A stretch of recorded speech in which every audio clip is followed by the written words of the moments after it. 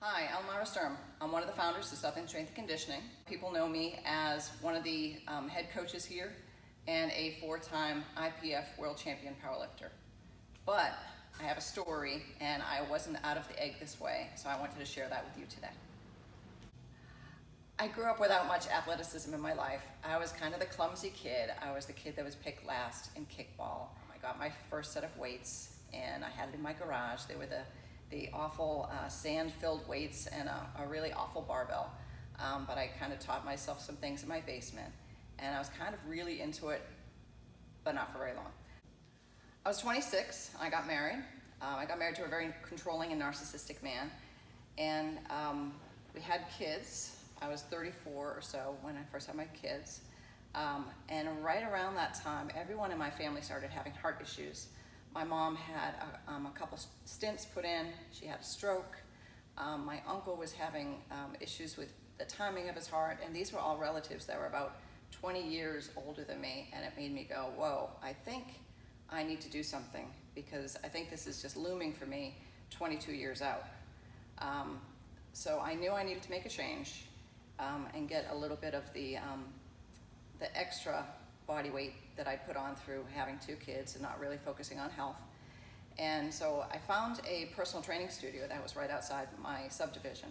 A couple of the ladies in the neighborhood had really recommended it, so I went in and I had my first workout at the personal training studio. I immediately really liked it.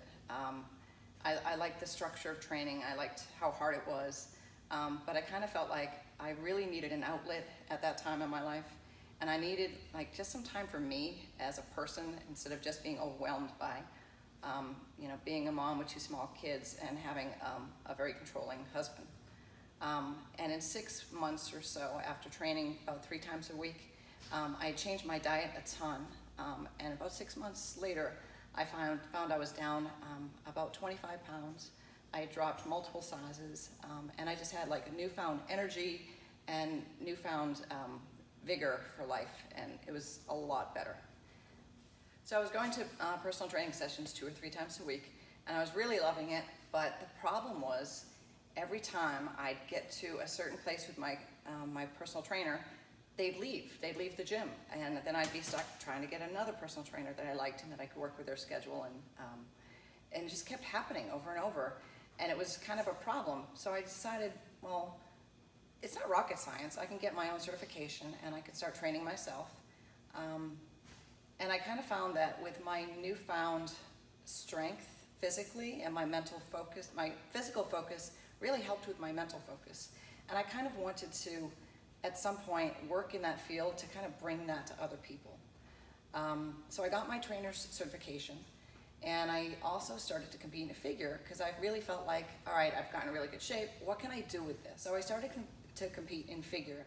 Figure is kind of like bodybuilding, but not with really big muscles, and you wear a blinged out bathing suit and heels and smile pretty and walk nice. And so I started competing in figure, and I went to a show and I saw who won, and I went and I talked to her coach because I figured, hey, if I'm going to do this, I'm going to talk to the right person and get into this the right way.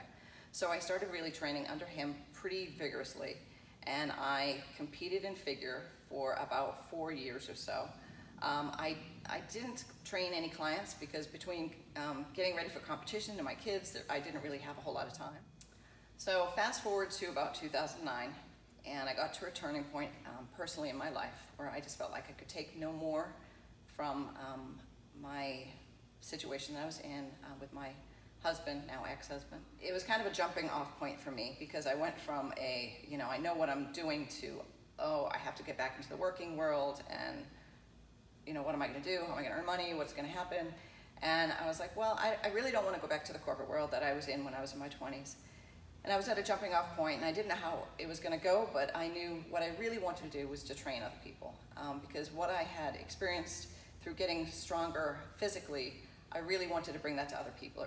It so much helped me in my life and changed the whole direction of my life.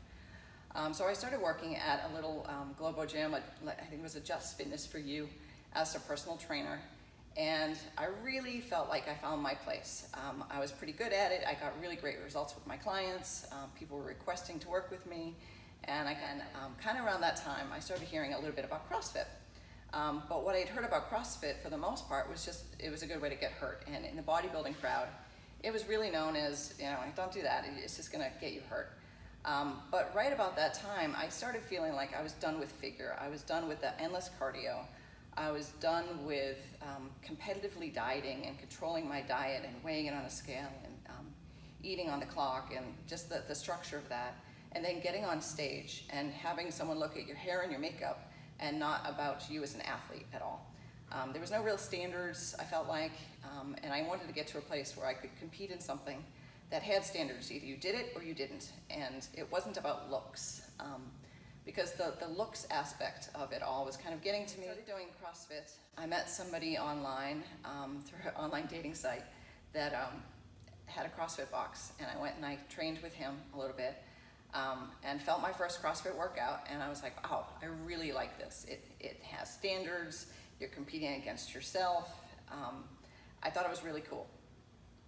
And right around that time, I met Dan, who's now my husband, and the love of my life.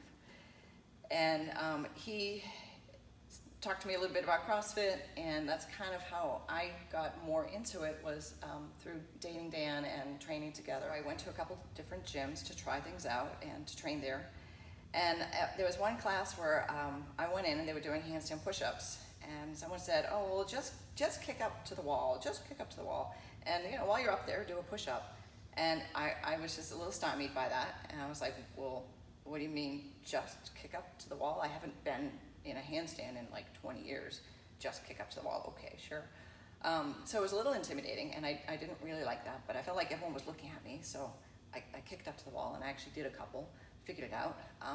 But I remember kind of leaving that class and going, I didn't really like that feeling. I didn't really like that. And I remember thinking, well, someday when I have my own gym, I'm not gonna do that. I'm gonna make sure people know how to do it right, make sure that we were teaching progressions of things, and not say, oh, hey, just do this, because it's not just do this. It's a lot bigger to the person that's doing it. And I wanted to make sure we never did that to anybody. So right around that time, we decided to affiliate. We ended up finding a space, not far from where we are right now, in off Jonesbridge Road up by Butler Tire. And we were there for about a year and a half. And Rhonda, who's now one of our coaches, started training with us there. And after about a year of training with us, she decided to get her level 1 certificate too. She had completely transformed herself and gotten to a better place personally in her life too. And Dan and I decided to get married because, hey, we had a gym together already. So we got married, and we actually started growing the gym even more, and we busted out space, went into the next bay. And right around that time we went into the next bay, our landlord kept calling us and saying, oh, hey, you're making way too much noise. You're using too much of the parking. Why are these random people running around in the parking lot without shirts on? And we were like, well, this is what we do. You knew what we did when we signed the lease and when we expanded into the next space. So we had a bit of a dispute back and forth, and it got really stressful. And we started looking for other space. We negotiated our way out of there, and we moved to the space we're in now. It's a much bigger space, much more freestanding space, but we had a WOD where we literally unpacked everything from the gym, packed it up in trucks, drove it down here, and then put all the flooring in and all put it together.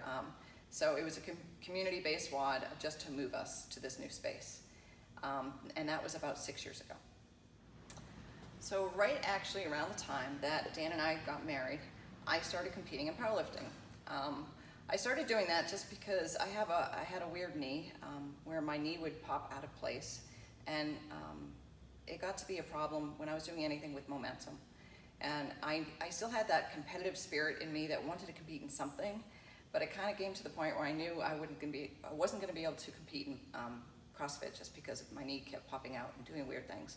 But I was really intrigued by the idea of lifting in a powerlifting meet because squat never hurt my knee. Certainly bench didn't, certainly deadlift didn't. So I was like, well, maybe I'll try powerlifting and see if that's a way that I can compete and still lift weights, still participate in CrossFit in the weightlifting part, but not really do any of the momentum exercises and keep my knee happier. So I started competing in powerlifting in 2012, and in my first meet, I set state records. I won Best Masters Lifter, and I was kind of hooked. I was like, wow, I think maybe I might be good at this. So I started doing that, and that was about the time where we moved gyms. So we moved gyms. Our members helped use their functional fitness to move us in, and I continued to train in powerlifting. In 2014, I was nominated to go onto the national team for Team USA over to the Czech Republic for the World Championships, for Masters World Championships. And you know, my numbers were still coming up, and I was feeling good about it. And I was nominated in 3rd place, which means I really wasn't expected to win. I was, you know, expected basically to get bronze if the nominations were accurate. And my numbers were still moving though, so when I got to the Czech Republic, I was able to put on a really good performance. I went 8 for 9. I set an American record squat, and I won my first world championship title, which was pretty darn cool. So I've since been competing in powerlifting for about 7.5 years and have now won 4 separate world champion titles. My last one was in Mongolia, where I actually got best lifter of the whole meet for all the women in all the age groups and weight classes, which was pretty cool. Since we moved here in this space, we've added a lot more coaches, and we found that there's more than one path to fitness. Our philosophy here at Southern Strength and Conditioning is that coaching and programming are really a huge part of what we're doing. There is no membership that we offer now that's just like, come on in and do classes, just because it's a really good way to kind of get lost in classes with a coach.